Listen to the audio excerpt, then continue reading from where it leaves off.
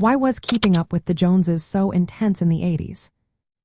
Have you ever wondered why the phrase, keeping up with the Joneses, became so popular in the 1980s? The answer lies in a mix of economic, social, and cultural factors that shaped the decade.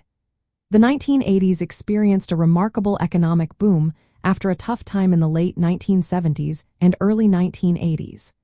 This boom created a strong consumer culture, where many people felt the pressure to show off their wealth and success. To start, the economic context played a major role.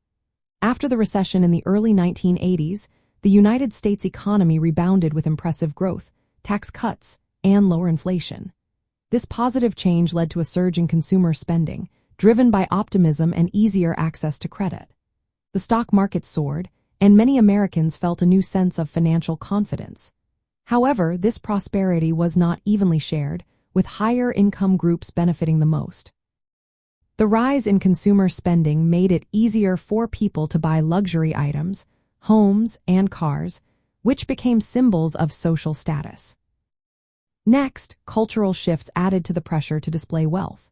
The 1980s celebrated individualism, ambition, and conspicuous consumption.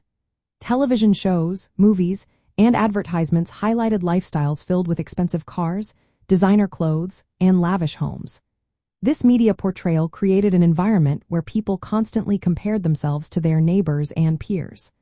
The desire to match or surpass others' possessions became a competitive drive for many. Technological and financial changes also played a part. The decade saw the rise of credit cards and new financial products that encouraged spending beyond immediate means. This expansion of credit allowed many middle-class families to purchase items they had previously thought were out of reach. As a result, the visibility of wealth and consumption became a regular part of everyday life. Lastly, the economic boom brought about a rise in debt and speculative borrowing. Many people found themselves financially overextended as they tried to maintain appearances, even if it meant accumulating debt.